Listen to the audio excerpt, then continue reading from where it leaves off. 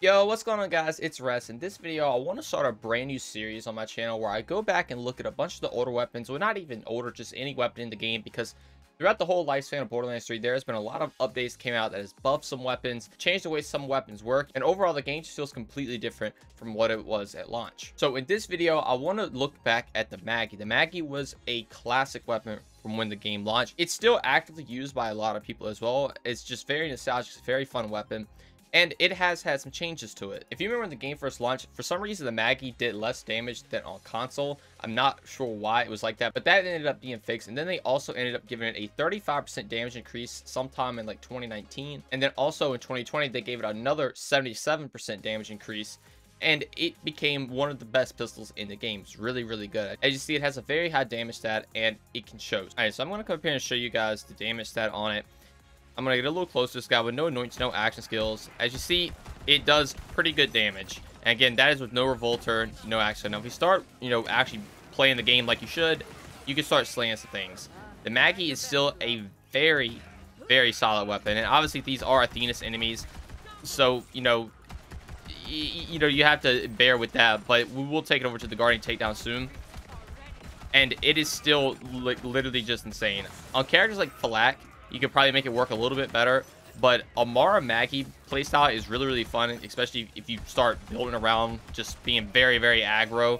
You can straight up just destroy some enemies, and he will put his little shield up. You gotta love Nogs. It's gonna phase grasp him, and yeah, it's still a very, very solid pistol. I wouldn't say it is like the best pistol in the game, but it is really, really good. Now, if you actually want to farm for this, you can get this from Turnkey Tim in the Flowmore base on E6. That is the enemy who's going to drop it. But I would recommend farming for one of these, especially now that you can reroll anoints. But getting something like a phase cast anoint for Amara or just whatever anoint for whatever character you play, the Maggie can be insane. But I'm going to take this over to the Guardian Takedown now so you can see kind of what it does over there. And you can get a better representation of how it's going to perform against a true in-game scenario. All right, so over here on the Guardian Takedown, I don't have like really anything to go against corrosive. I think I have Axial and Cryo on, but as you see on these guys, it's tickling. Again, this is with nothing really working for it quite yet. If we start working on anoints and everything, get our action skills, and it still doesn't do too much, but again, that is armor on this guy right here, and just clearly other guns are going to do way better than something like the Maggie right here. It's still a very fun pistol due to its nostalgia factor and the fact that it's like a shotgun pistol essentially, and this guy just will not die right here. But I'm gonna phase grasp this. I'm gonna try and let's just go for this guy, and yeah, it killed the other dude due to do harm. So you can make it work in something like this. This is just a normal Guardian takedown. It's not a true Guardian takedown, and yeah, but obviously other options are going to be better. But I'll take this over something like Grave Warrior so you can see the boss damage and see, how it's going to perform with that right now. All right, so over here at Grave Warrior now, like I said, I don't have like the best of the best build for this. Just straight up, like it's a pretty just generic build.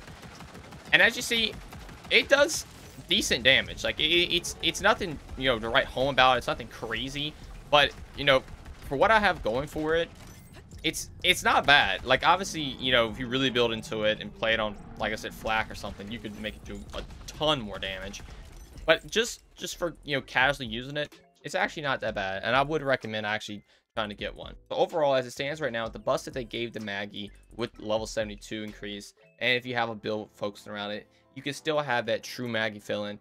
Very, very fun, very, very good, and I would still rate this as probably one of the best pistols in the game. Sure, other pistols are going to outperform it damage-wise, but this does have a very nice nostalgia factor to it. Plus, it also looks very, very good, and the Maggie will always have a special place in my heart in Borderlands 3. But anyway, that's going to do it all for this video. Let me know how you guys enjoyed this, if you would like to see more. Also, if you want to see a specific gun, comment down below and I could go over that. I think this would be a really fun series on the channel, just looking back at all the older weapons, or like I said, just any weapon in general, and I can just talk about buffs that they've gotten, changes they made, anything like that. It can be a refresher, it's entertaining, and it's some Borderlands content that I hope you guys enjoy watching. And if you did enjoy this, consider subscribing and dropping a like. It really helps me out and our community grow by getting these videos out there for everyone to see. I truly appreciate it.